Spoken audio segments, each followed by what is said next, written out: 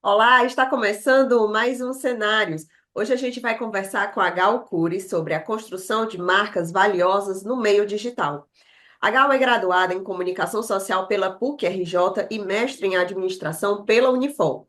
Ela possui 30 anos de experiência nas áreas de comunicação, inteligência de mercado, branding e marketing, e já passou por várias agências de propaganda, tanto no Rio de Janeiro quanto aqui no Ceará. E atualmente a Gal é consultora de marketing e professora universitária. Tudo bom, Gal? Seja bem-vinda aos Cenários. Tudo ótimo, obrigada. Um prazer estar aqui com você mais uma vez. E muito contente de poder estar nesse momento, né? A gente compartilhando uma troca de ideias aqui com quem está assistindo Trends e vai assistir, e ter possibilidade de falar sobre temas tão relevantes. Muito bem. Vamos começar aqui, tá bom, Gal? Tá ótimo. O mercado digital passou por grandes transformações nos últimos anos, isso aí a gente não pode negar, né? Então, como que você avalia o cenário atual para as marcas que querem se destacar agora em 2025? Bom, a gente pode dizer que o mercado digital é um mercado em constante transformação. Todas as tuas, por exemplo, estratégias no ano passado, pode ser que elas não sejam válidas para esse ano. Por quê? As regras das plataformas mudam, os atos dos consumidores mudam também. Muitas vezes aquilo que te dava resultado no ano passado não te dá mais, porque, por exemplo, como eu falei, às vezes as próprias plataformas mudam a maneira delas de contabilizar, etc., muda o algoritmo, muda uma série de coisas. E pode ser também que a sua empresa esteja entrando num momento em que ela tenha novos desafios, novas demandas, né? Encarar o digital, o cenário digital para uma marca, como algo em constante evolução e algo que vai se aprimorando e crescendo, ficando de acordo com a dinamicidade do mercado também. E quais são as principais oportunidades que as empresas devem aproveitar no ambiente digital hoje? Sabemos que temos algumas quase que a gente chama de mandatório, né? Você ter uma presença. Eu sempre gosto de dizer que o consumidor, por mais que você tenha reputação, autoridade, ele sempre vai lá no ferramenta de busca procurar teu nome quando ele te conhece. Então é muito importante que você tenha um primeiro lugar, que o consumidor saiba quem você é. Então, como é que você se apresenta, né? Às vezes eu falo para meus clientes, se alguém der um Google na tua marca, o que que ele encontra? Então, é importante que você construa, você saiba o que você quer fazer. Então, você, por exemplo, muita gente fala, o site está em desuso. Depende de que segmento você atua, dos seus objetivos de marketing e comunicação. Ah, eu tenho que ter TikTok, eu tenho que ter essa ferramenta. Depende dos teus objetivos, da afinidade do teu perfil de público também. Então, as oportunidades são inúmeras.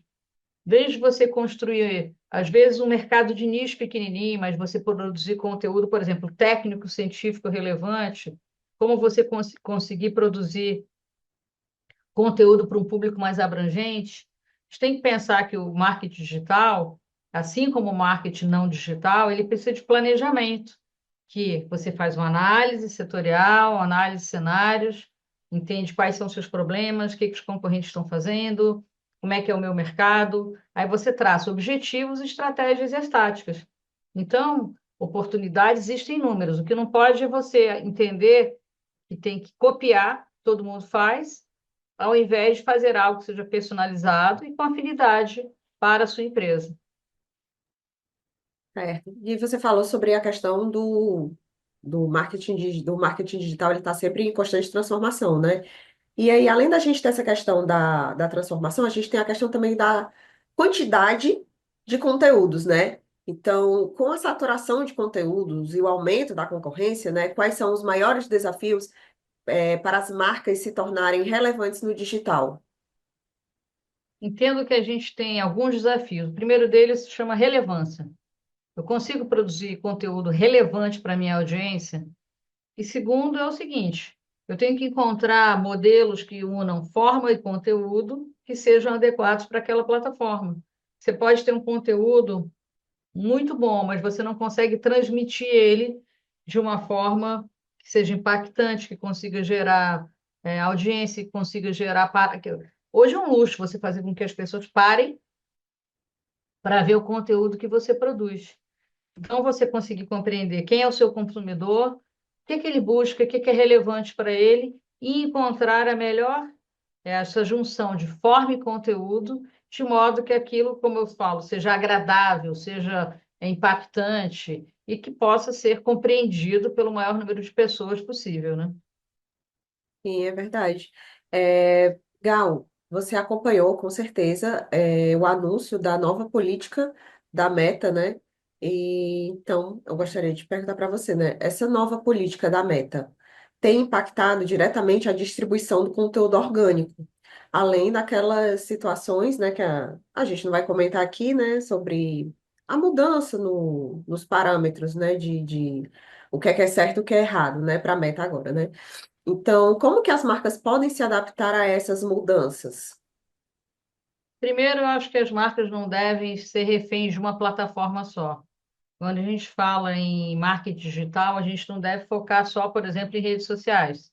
Tem que pensar no conceito que a gente chama de presença online. Essa disseminação do conteúdo é importante justamente para que você não fique refém. Ah, muda o algoritmo, muda a maneira, eu vou ter que pagar mais, etc. Claro que você precisa acompanhar as mudanças, muitas vezes a sua marca precisa estar numa plataforma gerida aí pelas Big Techs, que fazem o que eles querem, né?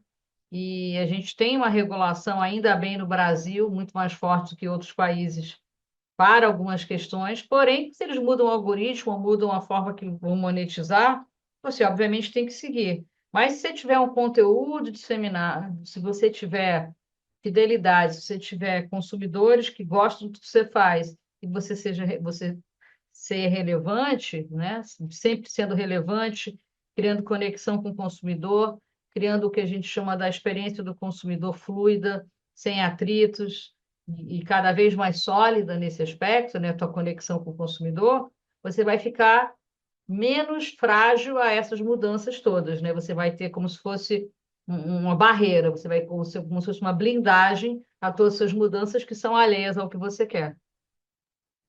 E no caso dos influencers, né, na tua opinião, né, você acha que ainda vale a pena investir em influenciadores digitais? E aí eu queria que você contasse pra gente como que esse modelo de parceria com os creators, né, como é que tá esse modelo atualmente?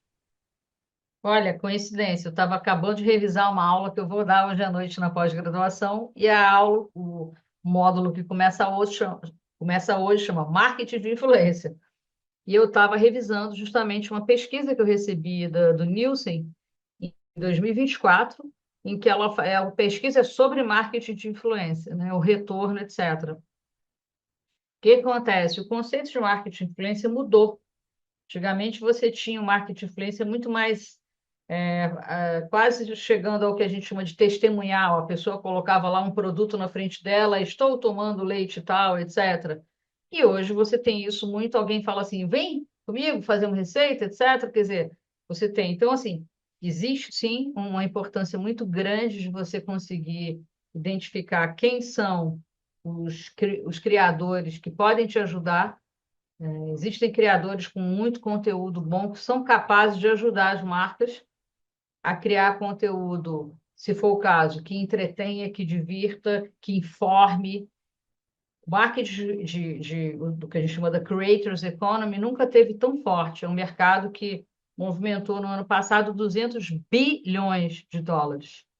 Então, essa economia de quem cria conteúdo, né? A gente sabe que vai ter conteúdo muito fraco, muito ruim, que não tem relevância nenhuma sempre. Mas é importante que você consiga encontrar embaixadores para sua marca, que você consiga encontrar produtores de conteúdo, que você consiga principalmente engajar o teu público, a tua audiência, o teu cliente.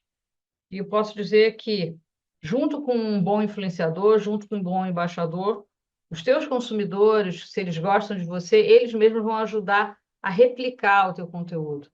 Então, passamos por um momento, várias fases de influenciadores, nós já temos 20 e poucos anos de influenciadores, e agora a gente vive um influenciador que fala mais a verdade, que ele tem uma abordagem mercadológica que não é forçada, né? Então você confia. E outra grande diferença é a ideia do marketing de nicho.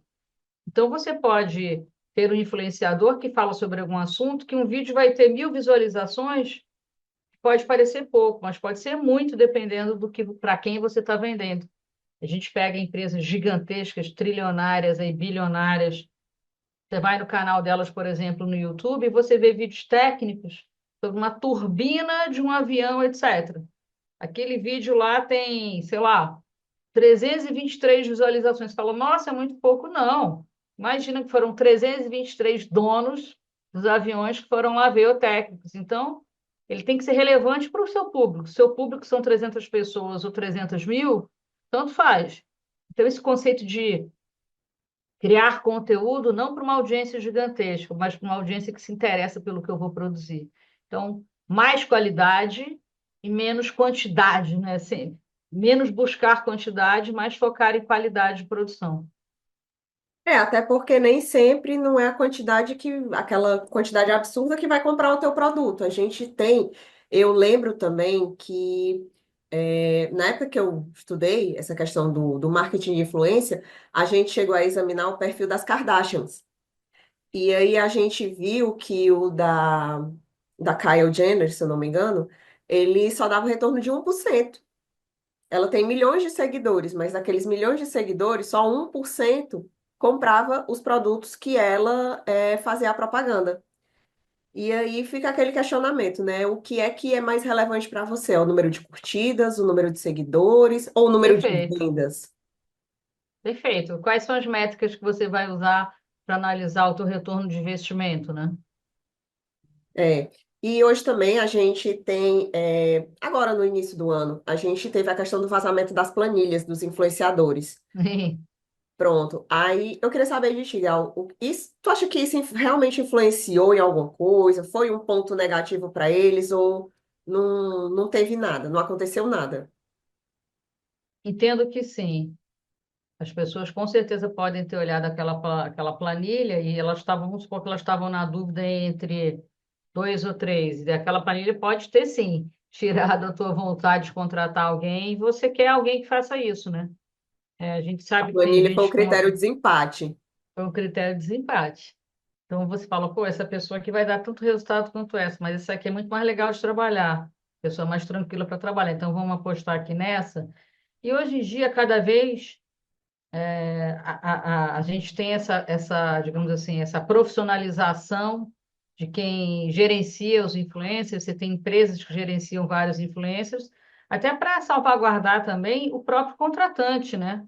Você pode contratar um influencer, pagar um dinheiro super considerável e ele ter problemas, ser pouco profissional, etc. Aí você tem para quem reclamar, você vai lá na empresa, etc. Então, é muito importante isso também para que as empresas se sintam protegidas e seguras na hora de contratar um influencer.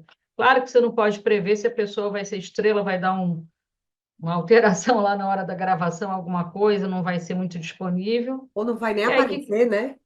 ou não Como vai já nem aconteceu. aparecer, né? Como já aconteceu de você fazer alguma coisa e depois não querer nem usar. Então, existe um momento, sim, de profissionalização, mesmo de pessoas super famosas, e que elas entendem isso, porque se você pegar um cenário de 15 anos atrás, você tinha muito menos influências de peso disponíveis. Hoje você tem tantos, se você não fizer algo para você mesmo ser um grande influencer no sentido também de profissionalismo, etc., não só de resultados, você vai ser trocado por outro, né?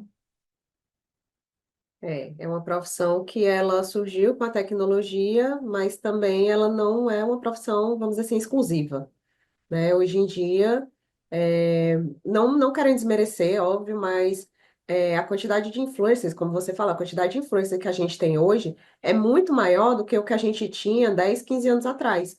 E hoje em Sim, dia também se tem muito essa questão da facilidade, né? Dos meios de comunicação, das ferramentas, né? A pessoa tá ali com o celular, ela chega num canto, faz ali uma publi, um merchan, uma coisa.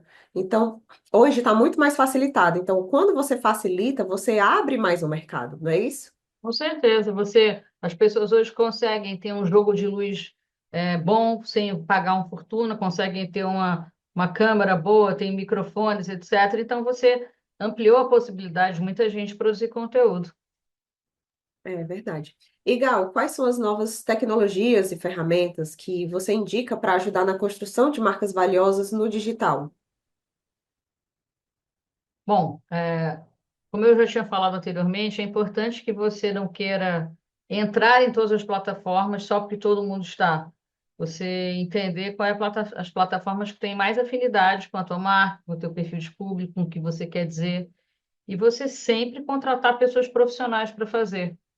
Eu acho que se você não tiver como contratar, é melhor ser esperado e começar aquilo de uma maneira amadora, digamos assim.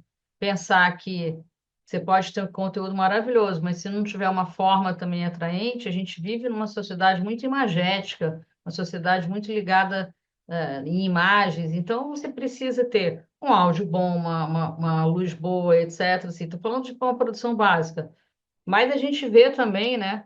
É claro que você pode, tem essa tendência ao natural, a pessoa falando na rua, a pessoa sendo, estou no supermercado, estou numa loja, etc. Mas de todo jeito, a gente sabe, como eu falei, a miniaturização das câmeras, dos microfones, etc., ajudam você a ter um modelo mais profissional, mesmo sem, de uma maneira mais prática, com baixo custo. E a gente, obviamente, a gente tem hoje algo que ajuda muito, que é a tecnologia, por exemplo, de edição. Você pode editar vários vídeos com vários efeitos a partir do teu celular. Você coloca softwares, né? Você pega esse bichinho aqui e aí você vai lá, abre ele, por exemplo, você tem um software como, por exemplo, CapCut. CapCut é um software que você paga aí uma anuidade de R$ 300 e você consegue fazer vídeos extremamente relevantes. Então, assim, usar ferramentas que podem te auxiliar a editar, por exemplo, a gravar. Hoje em dia tem uma tendência de você também colocar muito legenda para as pessoas lerem, né, o que está no vídeo, muitas vezes, para aquilo ajudar a fazer com que você vá reforçando o que você está transmitindo. Então, a gente tem hoje tecnologia de edição, a gente não pode deixar de falar da inteligência artificial, em que você gera imagens, gera uma série de muita gente agora. O que a gente tem que ter cuidado é o seguinte: todo mundo ficando igual, né? Muitas vezes as pessoas colocam um texto e manda a IA gerar aquele texto em áudio, aí fica com aquela, a gente fala, voz de IA. E a voz de ela é flat, né? Ela não interpreta. Então é diferente de você falar, você Ela é contar, linear, né? interpretar, Não tem é uma linear. emoção. Então, quando você hoje faz um vídeo, né, e você posta que você fez a tua locução própria, você enfatizou a palavra que você queria, etc., é completamente diferente. Você vê que fica um conteúdo muito mais engajador, um conteúdo mais verdadeiro, né? E todo mundo usando IA para fazer legendas também, acaba ficando tudo parecido demais. As pessoas não prestam atenção que a IA tem mania de usar uns adjetivos que a gente não usa assim no dia a dia. Então fica algo meio estranho. Você tem que usar o que tem de tecnologia e ferramentas disponíveis, porém você tem que ter critério, você tem que ter uma certa parcimônia, né, para você não ficar muito descaracterizado e igual a todo mundo. Você olha uma legenda hoje de Instagram, de cara você vê se foi feita por IA, né? É a questão da Porque noção e do bom senso, né? total, né? E, Gal, a gente falou aqui dos pontos, dessa questão do artificial, né? Do quão artificial é a inteligência, né? Mas como que as empresas podem utilizar essa inteligência artificial para fortalecer a identidade, a comunicação das suas marcas, sem ficar uma coisa assim tão mecanizada e tão parecida com os demais, né? Tão igual. A inteligência artificial, ela aprende a partir de fontes. Então, se você souber usar bem ela, você pode ensinar como é o discurso da tua marca e você pedir para ela fazer textos a partir daquele texto que você criou. Eu sempre falo, primeiro vem o homem, a pessoa que está aqui sentada na cadeira. Aí você ensina a inteligência artificial a trabalhar com a tua linguagem, né? Então, se você entrar na inteligência artificial e fala assim, faça um texto no estilo tal de um autor famoso, ele vai usar o estilo do autor famoso, né? Porém, se você começar a catalogar e você imagina que você manda um texto teu e fala, transforme esse texto que eu escrevi aqui nessa linguagem aqui, eu ajude a ficar mais parecido com isso. É importante que você alimente a IA, né? Que você tenha uma coisa que eu sempre falo para meus alunos e meus clientes, repertório. Quando você tem repertório, você ajuda a IA a pensar. Teus prompts, o que é que você vai falar, né? Eu acho que a IA é uma ferramenta que, por mais que, ainda mais eu que sou professora, vejo ela às vezes com muita restrição, né, para alunos, mas ela é uma ferramenta fantástica. Eu uso muito IA. Muitas vezes, por exemplo, eu quero ver um relatório, então eu falo, faça um resumo desse relatório. Eu vejo um relatório que eu recebi 60 páginas. Aí ele faz um resumo, eu vejo, legal esses pontos, vou ler. Então ele me poupa o tempo de ter lido tudo e depois para falar, puxa, isso não me interessa. Então, é uma ferramenta de produtividade fantástica. Eu acho que as marcas elas podem, mas a IA como uma ferramenta de produtividade, de ganho de tempo, de comparação, de trazer referências. Me traz a referência dos anos 50 com isso e aquilo, tal, tal, tal. Quem são os arquitetos? Quer dizer, na verdade, ela pode muitas vezes funcionar como uma ferramenta de busca, né, interessante, mas focada, até porque os apps que estão dentro das IAs, né, eles estão cada vez mais nichados também. Então, por exemplo, você vai ter um app dentro do chat GPT de arquitetura. Então, ele vai ser alimentado com inteligência de arquitetura. Então, é interessante isso, né? Eu uso muito a IA para pesquisas, com o cuidado de não ser aquelas pesquisas que você precisa de dados confiáveis, o que muitas vezes ele erra, e sempre checar as fontes, né? Outra coisa que às vezes ele faz, você lê um texto que você acha super bacana, que é cheio de referências de autores. Aí você pede, ele enumere aqui para mim as referências e livros que foram citados nesse texto. Aí ele vai te dar uma lista. Você fala, legal, agora eu vou lá ver esse livro. Então, as marcas têm que entender que a IA ela não substitui quem está aqui, né? Entre o computador e a cadeira. A gente precisa sempre das pessoas, de estratégias brilhantes, e isso a máquina não vai substituir nunca. Porém, a máquina te ajuda nessa questão da produtividade. Então, achar que você contratou um trainee ou um estagiário, ele vai jogar tudo na IA, vai começar a fazer todas. Isso pode ser muito prejudicial para a sua marca, porque você vai ficar igual a todo mundo e não vai conseguir criar diferenciais. E Então, também para muito o próprio cuidado, né? profissional, né, que fica limitado. Totalmente. A gente estava brincando um dia aí que o chat GPT saiu do ar, falou, gente, quantas marcas não vão conseguir postar nada hoje? As pessoas estão desaprendendo a escrever, a pensar, né? É verdade. É uma opinião minha, né? Eu acho que a inteligência artificial, ela veio para somar, não para substituir. Perfeito, veio para somar. Ela tem que ser ela tem que adicionar, não substituir. Exatamente. E agora vamos falar de estratégias, né? Duas estratégias que são bastante recorrentes no digital, que a gente vê bastante, né? São o marketing de oportunidade e as trends. Então, porém, ambas mudam muito rapidamente, elas têm aí um prazo de validade curtíssimo, né? Então, como que as marcas podem aproveitar essas tendências sem perder a sua essência e conexão com o público?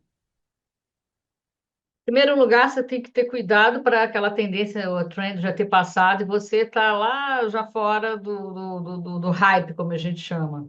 Muito importante que também você compreenda, né, que qual é a tendência que eu posso usar. Tem algumas marcas que fazem isso brilhantemente, porque tem um tom brincalhão, jocoso, como Burger King, Netflix, etc.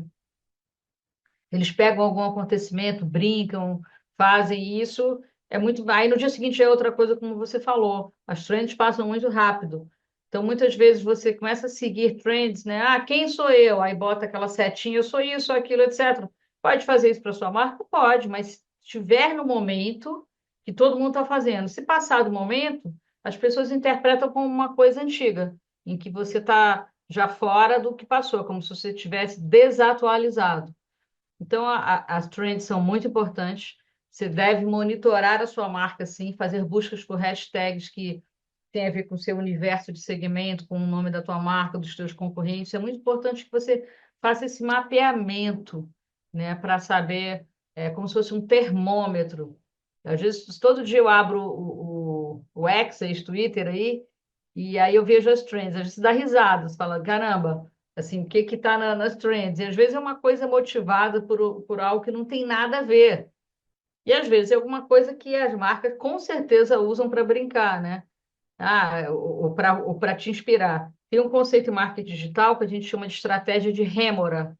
Rêmora é um peixe, em que ele vai lá e gruda na barriga da baleia, gruda os tubarões gigantes, etc. O que que ela faz? Ela fica grudadinha, ela tem tipo um negócio que gruda, e aí a baleia vai comendo, vão caindo pequenos farelinhos ou coisas que a baleia comeu, e a rêmora vai lá e se alimenta daquilo. Então, o que que é a estratégia? E ela vai viajando lá o oceano grudada na barriga da baleia. Então, qual é o conceito da estratégia de rêmora? Você grudar, né, pegar alguma coisa e se aproveitar daquilo, naquele momento. Por exemplo, imagina que você é um hospital e aí uma pessoa famosa está com alguma enfermidade, aquilo foi muito divulgado. Você pode colocar, sim, lá na capa do teu site, por exemplo, um assunto sobre como prevenir isso, isso e aquilo, ou conheça tal, tal, tal. Quando a pessoa procurar, porque muita gente procura pelo nome da doença, por exemplo, ela cai lá no teu hospital. Eu dou um exemplo de como é que a estratégia pode te ajudar na performance, dentro do universo digital, se você estiver sintonizado com o entorno, sabe? Com o que está acontecendo. Muito bem. E o que que diferencia, Gal, uma marca forte e duradoura no mundo digital daquelas marcas superficiais, né, que só surfam em ondas passageiras, né, que vivem de trend, né, de marketing de oportunidade? Consistência. Consistência e adaptabilidade. Tem aquela frase que é atribuída ao Darwin, né? A gente não sabe se foi ele realmente que ele falou, que ele fala, não é nem mais, o mais forte, nem o mais rápido que sobrevive, é o que melhor se adapta. Então, marcas que não ficam presas ao passado, aquilo deu certo, por que não está dando mais certo, vou continuar insistindo. Você consegue compreender essa volatilidade do mundo digital e você tem a consistência e saber que o resultado digital ele não acontece assim, de uma hora para outra. Você tem que ter consistência, né? Para você gerar reputação, autoridade, seguidores e engajamento, pessoas que gostam da tua marca, etc., demora um tempo. Não dá para você comparar o que acontecia há 20 anos atrás com o mercado hoje. A quantidade de gente que tem redes, a quantidade de marcas que tem quantidade de informação que chega na cabeça do consumidor, ele não consegue absorver. Então, a tua maneira de se relacionar com o consumidor muda completamente com o mercado, né? Não estamos mais buscando só likes, estamos buscando qualidade, realmente pessoas que gostem de mim, que se engajam, que me sigam porque querem, né? Não porque é modinha, alguma coisa assim. Muito bem. E nossa última pergunta aqui para a gente encerrar. Quais são as suas previsões para o mercado digital nos próximos anos e quais atitudes serão indispensáveis para as marcas que querem se consolidar no ambiente digital? Primeira coisa, a integração do offline com o online. Você precisa disso. Independente se você tem um mercado B2B ou B2C, você precisa ter essa integração. A integração que eu falo, muitas vezes, dá, por exemplo, quando o cliente faz um pedido, ele recebe uma confirmação, etc. Essa integração tecnológica é fundamental. Essa integração tecnológica também está cada vez mais acessível.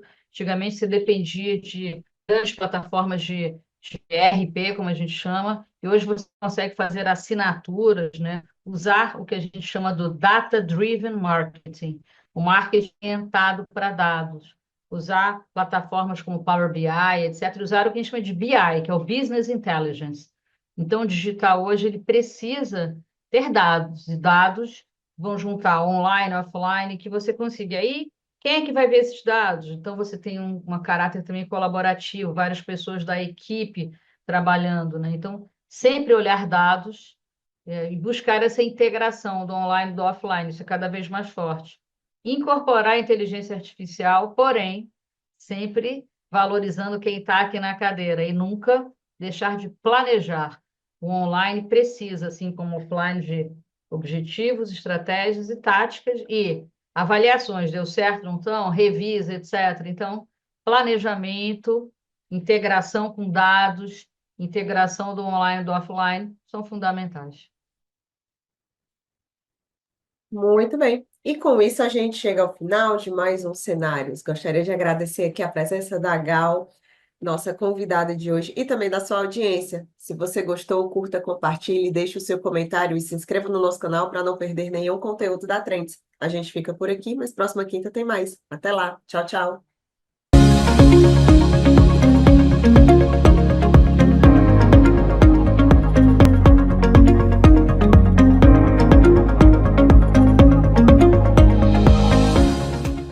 Inscreva-se no nosso canal, ative o sininho e fique por dentro dos melhores conteúdos.